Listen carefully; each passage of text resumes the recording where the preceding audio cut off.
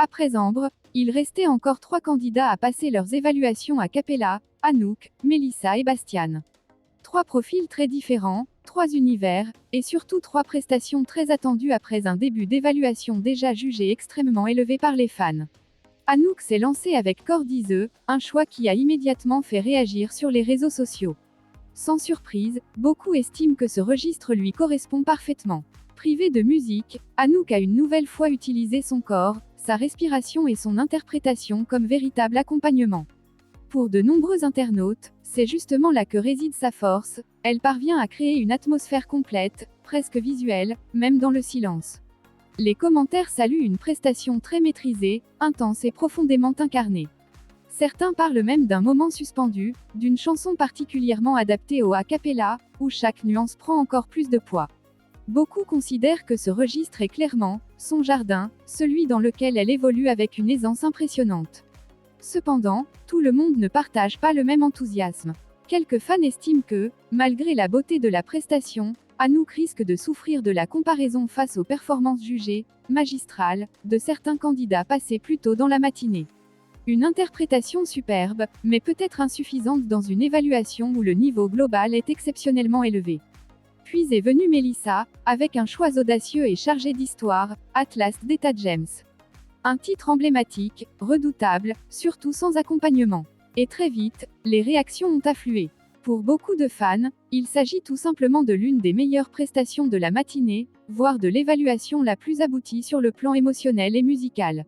Plusieurs internautes expliquent qu'un bon a cappella donne l'impression qu'un orchestre invisible accompagne le chanteur.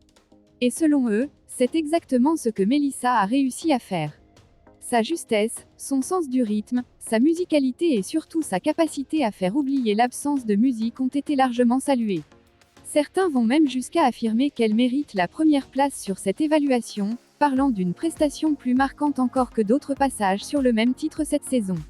Une véritable surprise pour certains, une confirmation pour d'autres, mais dans tous les cas, Mélissa a clairement marqué les esprits.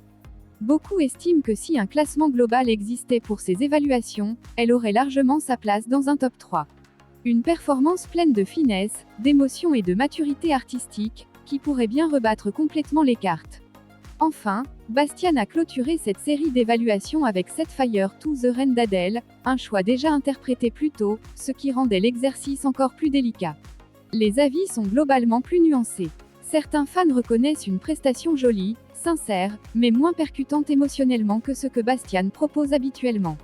D'autres saluent surtout son interprétation, estimant que ses choix de respiration et de changement de registre donnent une vraie identité à sa version, au-delà de la pure performance vocale.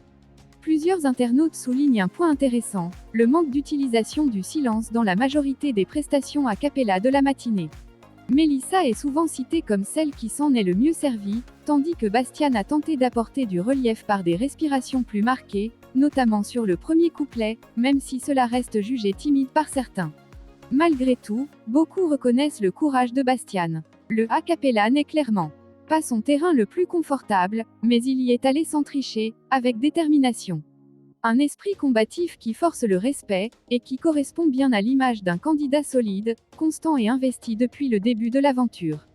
À l'issue de ces évaluations, une chose est sûre, le jury va avoir une décision extrêmement difficile à prendre. Entre les performances très fortes de Victor, Ambre, Mélissa, la singularité d'Anouk et la régularité de Bastian, l'immunité semble plus disputée que jamais. Le verdict est désormais très attendu, et pourrait bien surprendre aussi bien les élèves que les téléspectateurs. Une chose est certaine, cette semaine des face-à-face s'annonce explosive, et chaque choix pourrait tout changer pour la suite de l'aventure.